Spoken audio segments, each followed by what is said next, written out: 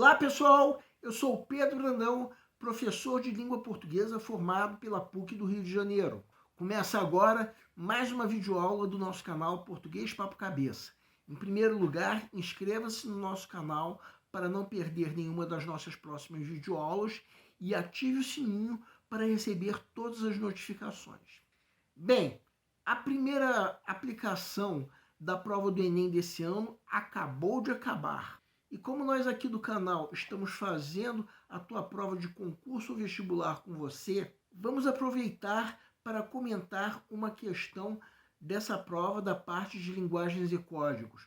Uma questão que, de acordo com a nossa avaliação, não deixa de ter um nível fácil de resolução. Mas eu vou voltar a falar uma coisa que eu falo em quase todas as videoaulas em que nós comentamos questões de vestibular ou concurso. Por mais que uma questão pareça ou até seja fácil, isso não quer dizer que o candidato possa perder a atenção e se deixar levar pela pressa. Porque se o candidato fizer isso, ele pode cair em algumas armadilhas que a prova tem, como a armadilha dessa questão que nós vamos comentar. Segue um quadro.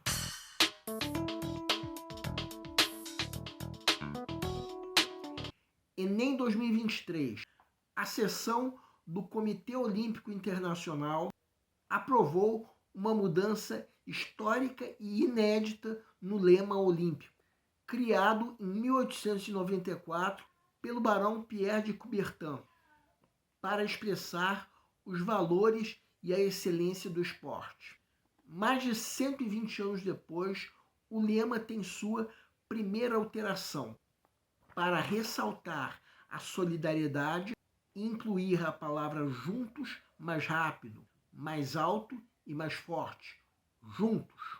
A mudança foi aprovada por unanimidade por membros do COI e celebrada pelo presidente da entidade. De acordo com o texto, a alteração do lema olímpico teve como objetivo a unificação do lema anterior ao atual, b, associação entre o lema olímpico e o COI, c, junção do lema olímpico com os princípios esportivos, d, associação entre o lema olímpico e a cooperatividade, e, vinculação entre o lema olímpico e os eventos atléticos. Peço para que deem uma pausa antes de ser dado o gabarito. O gabarito é a letra D. A pergunta do enunciado é, de acordo com o texto, qual foi o objetivo da alteração do lema olímpico? Vamos supor que você esteja na fase de pré-leitura da prova. A fase em que, de acordo com o método que nós já propomos em outra videoaula, o candidato está fazendo uma leitura prévia da prova a fim de avaliar o grau de dificuldade de cada questão. Aí você chega nessa questão, lê o texto e inevitavelmente você vai ler as alternativas na ordem em que elas forem apresentadas na questão. E a alternativa A tem um cheirinho gostoso de gabarito, mas é uma armadilha e o pior, o candidato inevitavelmente vai ler essa alternativa antes das outras. E a tendência é ficar com uma vontade de eliminar as outras alternativas todas. Olha, não se deixem levar pela pressa. Reparem que a alternativa D, que como nós já dissemos é o gabarito da questão, não tem motivo nenhum para ser eliminada, muito menos depois da primeira leitura. Então vamos fazer uma coisa. Vamos colocar uma pequena seta ao lado das alternativas que nós julguemos ser o gabarito. Agora vamos supor que chegou o momento de se resolver mesmo essa questão. Agora quem quiser pode dar uma pausa para reler o texto. Percebam que o texto não diz que o lema atual foi unificado ao lema anterior. O que houve foi, pela primeira vez, uma alteração desse lema. Só que o texto não fala nada sobre unir o lema antigo ao atual. Assim sendo, não seria correto se responder a pergunta do enunciado com essa alternativa. Agora vamos entender por que a alternativa D é o gabarito da questão. A alteração que ocorreu no lema olímpico foi uma mudança de sonoridade, dando um realce à palavra juntos. A partir desse realce, a ideia de junção e, por conseguinte, de cooperatividade passou a estar mais associada ao lema olímpico. Com isso, a alternativa D responde corretamente à pergunta do enunciado. Sobre as outras alternativas, as alternativas B e C, tal como a alternativa A que nós já comentamos, não funcionam como respostas à pergunta do enunciado, enquanto que a alternativa E comete o erro da extrapolação, que é a geração de ideias que estão ausentes no texto. A alternativa B é uma resposta incorreta que pode ser sacada até mesmo depois da primeira leitura, porque essa aproximação entre o lema olímpico e o COI não é o objetivo da alteração do lema olímpico. O que o texto diz é que o COI aprovou essa alteração. Só que vocês podem até não saber de uma coisa: o antigo lema também era do COI.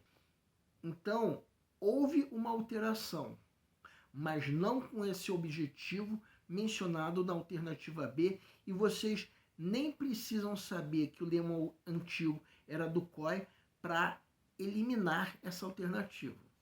Também a alternativa C pode ser eliminada já depois da primeira leitura, porque o texto menciona sim uma associação entre o lema olímpico e os princípios esportivos, como vocês podem ver nesse trecho que nós estamos destacando agora. Só que a alteração do lema mencionada pelo texto nada tem a ver com princípios esportivos, e sim com uma ideia de junção ou de cooperatividade, como diz a alternativa D, gabarito da questão. Sobre a alternativa E, erro da extrapolação mesmo, porque o texto não menciona qualquer ideia ligada a eventos atléticos. Uma extrapolação facilmente identificável até mesmo depois da primeira leitura.